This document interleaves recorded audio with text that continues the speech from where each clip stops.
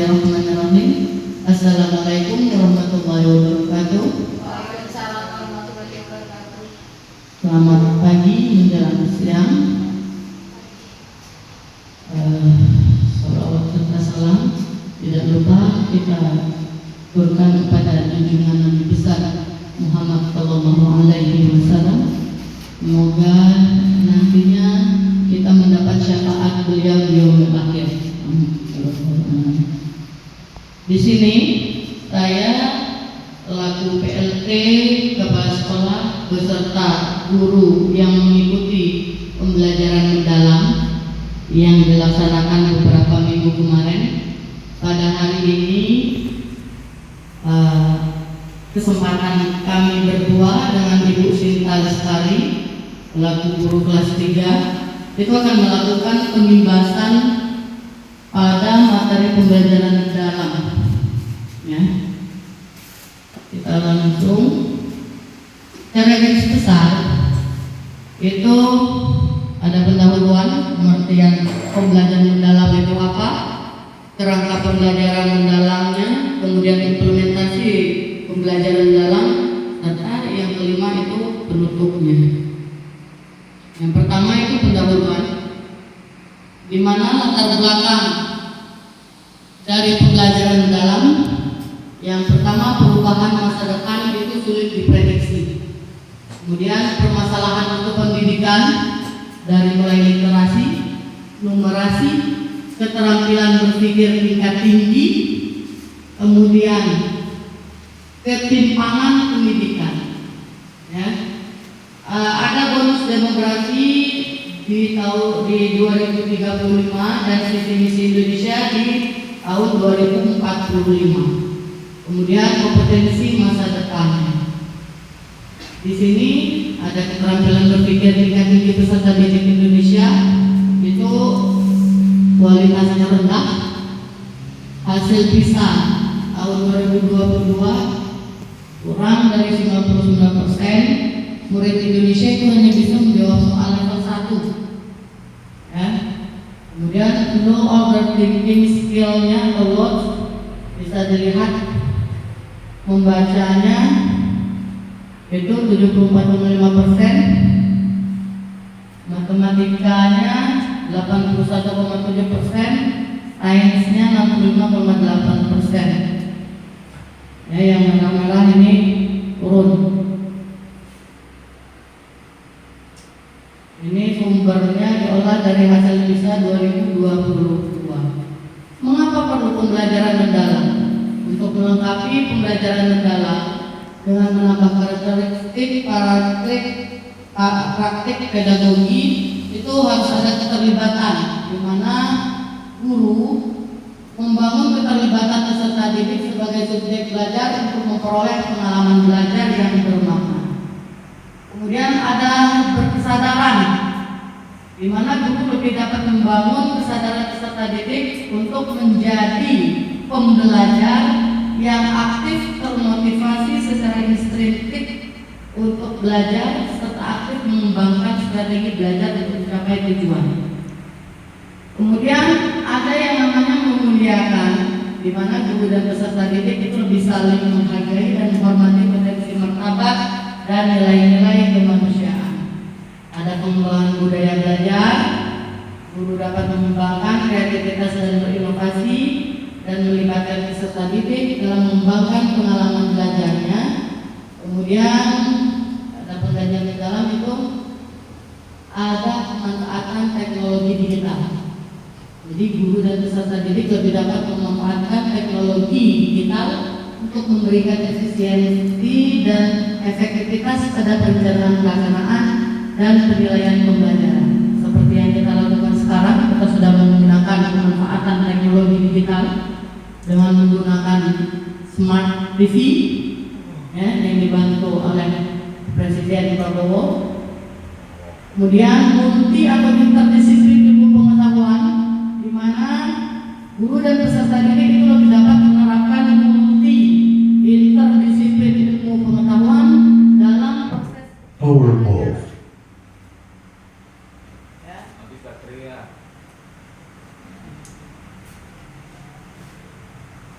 Kita lanjut ke 2, itu pengertian pembelajaran mendalam. Pengertian pembelajaran mendalam. Definisi pembelajaran mendalam. Pembelajaran mendalam itu merupakan pendekatan yang memuliakan dengan menekankan pada penciptaan suasana belajar dan proses pembelajaran berkesadaran, bermakna, menggembirakan melalui olah pikir, olah hati, olah rasa, dan olahraga secara holistik dan terpadu. Pada pembelajaran mendalam, memuliakan. Dalam penerapan pembelajaran mendalam, semua pihak yang terlibat itu saling menghargai dan menghormati dengan mempertimbangkan potensi, martabat, dan nilai-nilai kemanusiaan.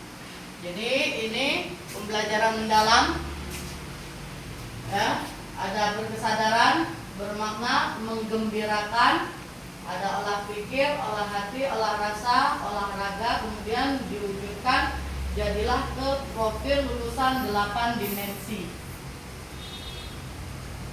Pada pembelajaran mendalam itu prinsip berkesadaran, di mana pengalaman belajar peserta didik yang diperoleh ketika mereka memiliki kesadaran untuk menjadi pembelajar aktif dan mampu meregulasi diri peserta didik, memahami tujuan pembelajaran, termotivasi secara intrinsik untuk belajar serta aktif mengembangkan strategi belajar untuk mencapai tujuan. Kemudian prinsip yang kedua itu bermakna. Peserta didik dapat merasakan, memanfaatkan, dan relevansi dari hal-hal yang dipelajari untuk kehidupan. Peserta didik mampu mengkonstruksi pengetahuan baru berdasarkan pengetahuan lama dan menerapkan pengetahuannya dalam kehidupan yang nyata. Jadi pembelajaran mandiri ini lebih ke belajarnya nyata. Hal-hal yang dilakukan siswa itu lebih nyata, ya. Kemudian prinsip yang ketiga itu menggembirakan. Jadi dalam pembelajaran ini suasana belajarnya positif, menyenangkan, menantang, dan memotivasi peserta didik itu merasa dihargai atas keterlibatan dan kontribusinya pada proses pembelajaran. Jadi peserta didik itu terhubung secara emosional sehingga lebih mudah memahami, mengingat, dan menerapkan pengetahuannya. Ya. Silakan Cinta, lanjut. Terima kasih kepada Ibu Ivana. Baik, saya akan melanjutkan pembelajaran mendalam. Ini ada olah pikir, olah hati, olah rasa, dan olahraga. Di mana olah pikir merupakan proses pendidikan yang berfokus pada pengasahan akal budi dan kemampuan kognitif, seperti kemampuan untuk memahami, menganalisa, dan memecahkan masalah.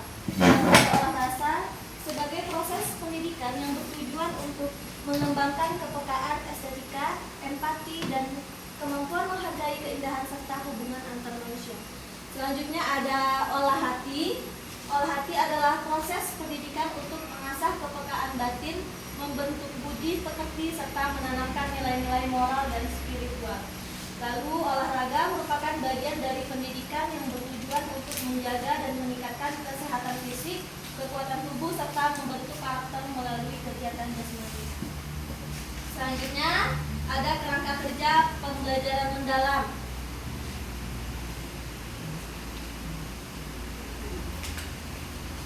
Nah, nih kerangka kerja pembelajaran mendalam meliputi dimensi profil lulusan, prinsip pembelajaran, pengalaman belajar, serta kerangka pembelajaran.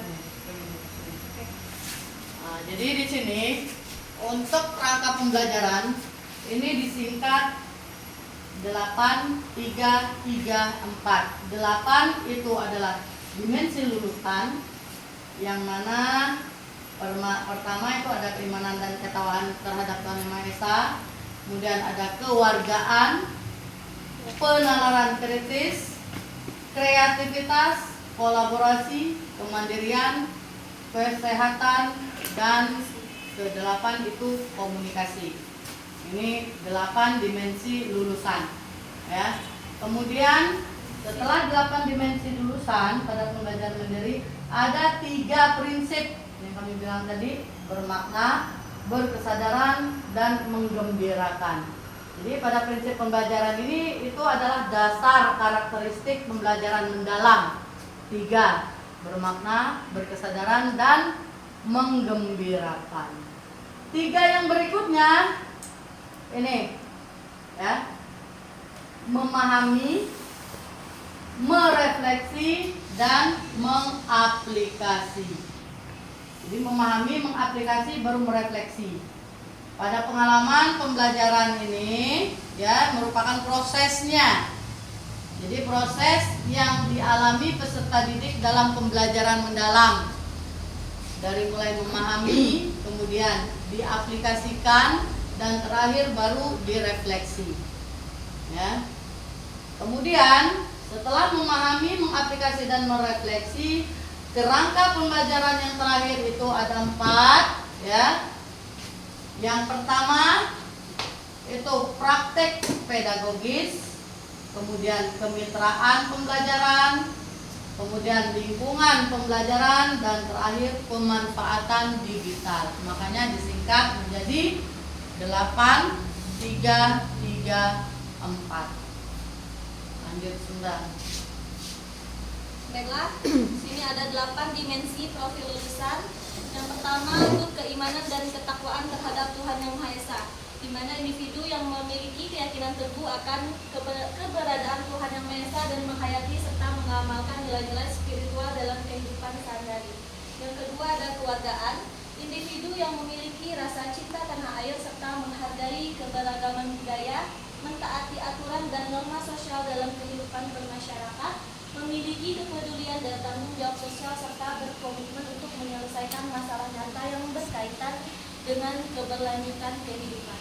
Lalu yang ketiga ada penalaran kritis, individu yang mampu berpikir secara logis, analitis, dan reflektif dalam memahami, mengevaluasi, serta memproses informasi untuk menyelesaikan masalah. Yang keempat ada kreativitas, individu yang mampu berpikir secara inovatif, fleksibel, dan orisinal dalam mengolah ide atau informasi untuk menciptakan solusi yang unik dan bermanfaat. Yang kelima kolaborasi, di mana kolaborasi ini individu yang mampu bekerja sama secara efektif dengan orang lain secara gotong royong untuk mencapai tujuan bersama melalui pembagian peran dan tanggung jawab. Keenam kemandirian, yaitu individu yang mampu bertanggung jawab atas proses dan hasil belajarnya sendiri dengan menunjukkan kemampuan untuk mengambil inisiatif, mengatasi hambatan, dan menyelesaikan tugas secara tepat tanpa bergantung kepada orang lain. 7. Kesehatan, individu yang memiliki fisik yang prima, bugar, sehat, dan mampu menjaga keseimbangan kesehatan mental dan fisik untuk mewujudkan kesejahteraan lahir dan batin atau well-being. Terakhir yang ke-8 itu komunikasi, yaitu individu yang memiliki kemampuan komunikasi intrapribadi untuk melakukan refleksi dan antar pribadi untuk menyampaikan ide, gagasan, dan informasi baik lisan maupun tulisan serta berinteraksi secara efektif dalam berbagai situasi. Terus ada 3 prinsip pembelajaran mendalam, yaitu tadi ada berkesadaran, bermakna, dan menggembirakan. Di mana yang berkesadaran ini yaitu ada kenyamanan peserta didik dalam belajar, fokus, konsentrasi, dan perhatian. Lalu ada kesadaran terhadap proses berpikir, kesempatan peserta didik untuk menentukan pilihan dan memiliki alasan atas pilihannya. Lalu ada keterlibatan peserta didik dalam mengembangkan strategi belajarnya. Lalu keterbukaan terhadap perspektif baru, dan keingintahuan terhadap pengetahuan dan pengalaman baru. Selanjutnya bermakna, ada kontekstual atau relevan dengan kehidupan nyata. Lanjut, keterlibatan peserta didik berperan dalam pemecahan masalah atau isu terdekat di kehidupan nyata. Keterkaitan dengan pengalaman sebelumnya, kebermanfaatan pengalaman belajar untuk diterapkan dalam konteks baru. Lalu ada keterkaitan dengan bidang ilmu lain dan pembelajar sepanjang hayat. Menggembirakan, ada lingkungan pembelajaran yang interaktif, aktivitas pembelajaran yang menarik minat dan rasa ingin tahu, lalu menginspirasi, tantangan yang memotivasi tercapainya keberhasilan belajar, dan memberikan ruang untuk prakarsa kreativitas sesuai dengan bakat, minat, dan perkembangan. Ini tadi ada pengalaman belajar seperti yang dibilang Ibu Ripana tadi, ada 3 juga. Yang pertama ada memahami, mengaplikasi dan merefleksi. Nah, kalau memahami, ini memahami ada 3, pengetahuan esensial, pengetahuan aplikatif, dan pengetahuan nilai dan karakter. Lalu mengaplikasi itu pendalaman pengetahuan, dan merefleksi ada regulasi diri. Pengalaman belajar tadi ada 4. Ini masih penjelasan dari yang tadi, memahami, mengaplikasi, dan merefleksi. Di mana memahami tahap awal peserta didik untuk aktif mengkonstruksi pengetahuan agar dapat memahami secara mendalam konsep atau materi dari berbagai sumber dan konteks. Pengetahuan pada fase ini terdiri dari pengetahuan esensial, pengetahuan aplikatif, dan pengetahuan nilai dan karakter. Lalu ada mengaplikasi. Pengalaman belajar yang menunjukkan aktivitas peserta didik mengaplikasi pengetahuan dalam kehidupan secara kontekstual. Pengetahuan yang diperoleh oleh peserta didik melalui pendalaman pengetahuan.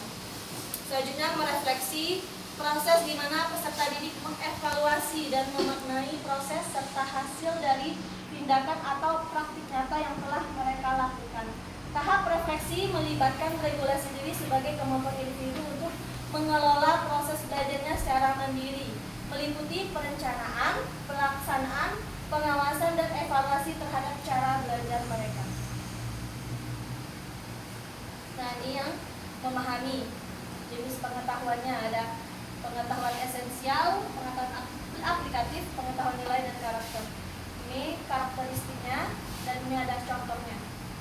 Karakteristik menghubungkan pengetahuan baru dengan pengetahuan sebelumnya, menstimulasi proses berpikir peserta didik, menghubungkan dengan konteks nyata atau kehidupan sehari-hari, memberikan kebebasan eksploratif dan kolaboratif, menanamkan nilai-nilai moral dan etika dengan nilai positifnya, lalu mengaitkan pembelajaran dengan pembentukan karakter peserta didik. Contohnya ini seperti ini, mengeksplorasi pengalaman-pengalaman peserta didik terhadap permasalahan sosial di masyarakat sebelum menyampaikan topik permasalahan sosial pada pembelajaran IPS. Lalu yang kedua, memberikan data kemiskinan di Indonesia serta meminta peserta didik untuk memahami dan memberikan tanggapan. Lalu ada memahami, pengetahuan esensialnya itu pengetahuan dasar yang fundamental dalam suatu bidang atau disiplin ilmu yang harus dipahami dan dikuasai untuk membangun pemahaman yang lebih kompleks dan dapat diterapkan dalam berbagai konteks. Terus pengetahuan aplikatif, pengetahuan yang berfokus pada penerapan konsep, teori, atau keterampilan dalam situasi nyata. Selanjutnya ada pengetahuan nilai dan karakter, pengetahuan yang berkaitan dengan pemahaman tentang nilai-nilai moral, etika, budaya, dan kemanusiaan yang berperan penting dalam membentuk kepribadian, sikap, dan perilaku seseorang. Lalu yang mengaplikasi, pendalaman pengetahuan memperluas atau mengembangkan pemahaman terhadap konsep dengan menghubungkannya ke situasi baru, pengalaman lain, atau bidang ilmu yang berbeda. Karakteristiknya itu menghubungkan konsep baru dengan pengetahuan sebelumnya, menerapkan pengetahuan ke dalam situasi nyata atau bidang lain, mengembangkan pemahaman dengan eksplorasi lebih lanjut dan berpikir kritis dan mencari solusi inovatif berdasarkan pengetahuan yang ada. Lalu contohnya ini topik persamaan linear. Dasarnya peserta didik memahami bentuk umum persamaan linear dan cara menyelesaikannya. Pendalaman pengetahuan, peserta didik menerapkan persamaan linear dalam masalah keuangan seperti menghitung keuntungan bisnis atau menentukan titik impas dalam penjualan produk. Lalu ada merefleksi, regulasi dirinya, individu mampu mengendalikan pikiran, emosi, dan perilaku dalam mencapai tujuan tertentu. Karakteristik, memotivasi diri sendiri untuk terus belajar bagaimana cara belajar. Refleksi terhadap pencapaian tujuan pembelajaran, menerapkan strategi berpikir, memiliki kemampuan metakognisi, meregulasi emosi dalam pembelajaran. Contohnya, menyampaikan motivasi belajar sesuai pengalaman yang diperoleh, penilaian diri sendiri terhadap pencapaian tujuan pembelajaran. Peserta didik dapat membuat ringkasan materi yang dipahami untuk menguji pemahaman mereka sendiri. Lalu, peserta didik mampu mengendalikan emosi negatif seperti kecemasan, stres, dan frustasi saat belajar dengan strategi coping, seperti bernapas dalam-dalam, istirahat sejenak, atau mencari dukungan sosial, dan lain-lain.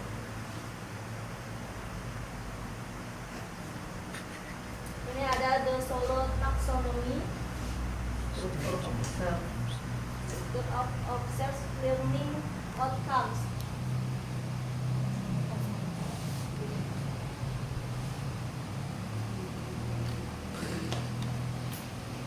Nah, di PM dalam pembelajaran mendalam dalam taksonomi pembelajaran ranah kognitif, taksonomi Bloom, yaitu mencipta, mengevaluasi. Lalu taksonomi solonya berpikir abstrak yang mendalam, pengalaman belajar PM-nya merefleksi dan deskripsinya memperluas dan menerapkan ide. Lalu ada menganalisis dan menerapkan taksonomi Bloom-nya. Lalu taksonomi solonya itu relasional, pengalaman belajar, aplikasi dan deskripsinya menghubungkan ide-ide. Terus taksonomi Bloom-nya memahami, taksonomi solo multistruktural, pengalaman belajar PM-nya memahami, sama dengan yang multistruktural nanti sama dengan unistruktural. Terus contoh deskripsinya memiliki banyak ide, dan itu taksonomi Bloom-nya memahami, mengingat. Terus taksonomi solo unistruktural, pengalaman belajar PM-nya memahami dan deskripsinya mengingat kembali. Lalu yang ini taksonomi solo transstruktural, deskripsinya belum memahami. Contoh pengalaman PM pada ranah kognitif, merefleksi. Peserta didik mengaitkan fotosintesis dalam konteks yang lebih luas dan menyadari perannya terhadap isu nyata seperti ketersediaan pangan, perubahan iklim, dan sebagainya. Lalu mengaplikasi, peserta didik menerapkan proses fotosintesis dan keterkaitannya dengan isu ketersediaan tanaman pangan. Memahami, peserta didik menjelaskan beberapa elemen yang terlibat dalam fotosintesis, namun tidak dapat mengaitkan antar proses fotosintesis. Selanjutnya, peserta didik dapat memberikan definisi fotosintesis, namun belum dapat menjelaskan bagaimana atau mengapa fotosintesis itu terjadi. Lalu ada contoh pengalaman PM pada ranah afektif dan psikomotorik. Kalau ini tadi yang kognitif, sekarang yang afektif dan psikomotorik. Nah, ada PM-nya merefleksi, afektifnya itu sikap dan perilaku dalam pembelajaran yang menunjukkan bagaimana peserta didik menerima, merespon, menghargai, mengorganisasi dan menginternalisasi nilai-nilai dalam kehidupan mereka. Lalu psikomotoriknya, keterampilan fisik, koordinasi gerakan atau tindakan nyata dalam pembelajaran yang melibatkan aktivitas motorik seperti tindakan fisik dan praktik langsung. Lalu ada memahami. Contoh, guru memfasilitasi diskusi tentang isu sosial dan meminta peserta didik untuk menuliskan refleksi tentang sikap mereka. Lalu contoh yang psikomotoriknya, peserta didik mempraktikkan keterampilan dalam situasi yang menyerupai dunia nyata seperti simulasi jual beli di pasar atau simulasi debat. Kerangka pembelajaran, ada praktik pedagogis, terus kemitraan pembelajaran, lingkungan pembelajaran, dan pemanfaatan digital. Nah, ini ya praktik pedagogis. Pembelajaran mendalam dapat dilaksanakan menggunakan berbagai praktik pedagogis dengan menerapkan tiga prinsip pembelajaran tadi, yaitu ada berkesadaran, bermakna, dan menggembirakan. Nah, ini contohnya. Pembelajaran berbasis inquiry, pembelajaran berbasis proyek, pembelajaran berbasis masalah, pembelajaran kolaboratif, pembelajaran STEM, terus pembelajaran dan matematik, terus pembelajaran berdiferensiasi dan sebagainya. Lalu diskusi, peta konsep, advanced organizer, kerja kelompok, dan sebagainya. Ini yang kemitraan pembelajaran. Ya, contoh kemitraan lingkungan sekolah meliputi kepala sekolah, pengawas sekolah, guru, dan peserta didik atau lainnya. Lalu lingkungan luar sekolah ada MGMP, mitra profesional, dunia usaha, dunia industri, dan dunia kerja, institusi atau lembaga pendidikan, media, dan lainnya. Lalu masyarakat, ya, ada orang tua, komunitas, tokoh masyarakat, organisasi keagamaan dan budaya atau yang lainnya. Ini lingkungan pembelajaran. Lingkungan ada dua, itu lingkungan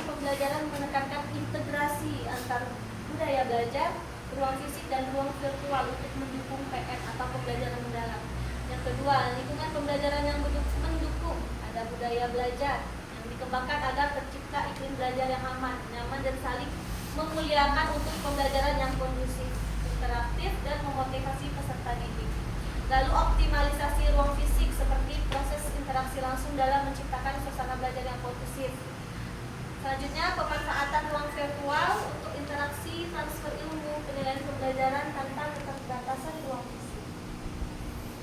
Selanjutnya ada pemanfaatan digital.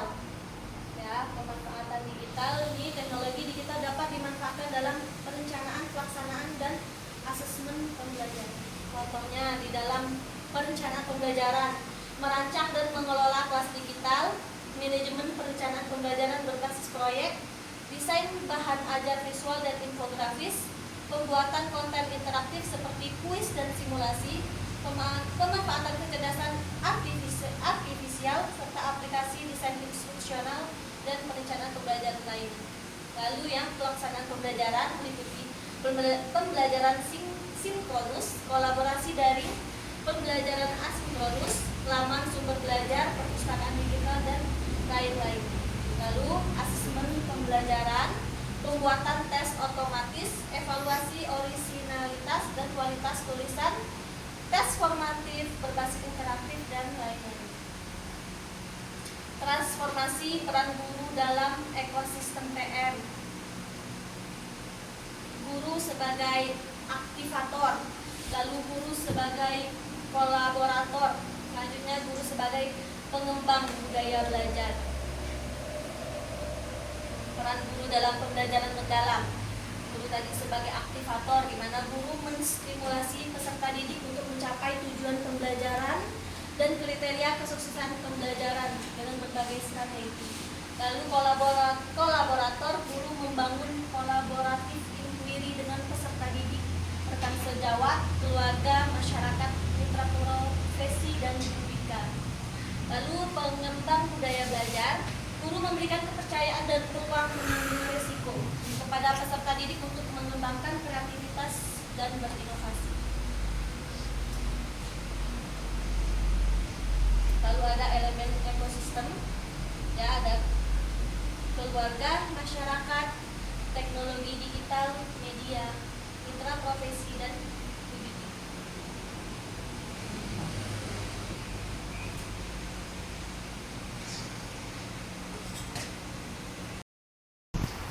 Jadi hasil diseminasi kami dengan Ibu Sinta, ya, tentang pembelajaran mendalam, di mana yang sudah kami jelaskan di awal dan tengah sampai akhir itu Ibu Sinta yang menjelaskan pada elemen ekosistem ini, ya, guru dan siswa di satuan pendidikan tentang pembelajaran itu keterlibatan keluarga, masyarakat, pemerintah daerah, pusat, ya, kemudian teknologi digitalnya, media, mitra profesi dan bidika, ya, apa itu bidika? Dunia usaha, dunia industri dan dunia kerja. Sebenarnya pada pembelajaran mendalam ini secara tidak langsung sudah kita laksanakan, ya. Pembelajaran yang kita lakukan secara nyata kepada siswa itu sudah pernah kita laksanakan, cuma untuk mendalaminya lebih dalam lagi itu perlu kita pelajari seperti sekarang ini, ya, dan akan berlangsung dengan seterusnya sampai kurikulum yang kita gunakan, ya. Jadi pembelajaran mendalam ini itu bukan cuma peran guru saja pada tingkat ini tadi, ya. Guru sebagai aktivator, kolaborator serta pengembang budaya belajar. Jadi semuanya itu peran guru itu lebih besar. Kemudian ada peran kepala sekolah, tidak luput pemerintah daerah dan pemerintah pusat. Kemudian siswa muridnya juga, karena dalam pembelajaran mendalam itu dulu kita sebelum-sebelumnya kita menyebutnya peserta didik siswa, dan dalam pembelajaran mendalam ini kita menyebutnya sebagai murid. Ini Dudika tadi ya yang kami jelaskan tadi. Jadi kami akhiri hasil desiminasi kami pada pembelajaran mendalam hari ini. Kami akhiri dan mengucapkan billahi taufiq wal hidayah. Wassalamualaikum warahmatullahi wabarakatuh. Waalaikumsalam.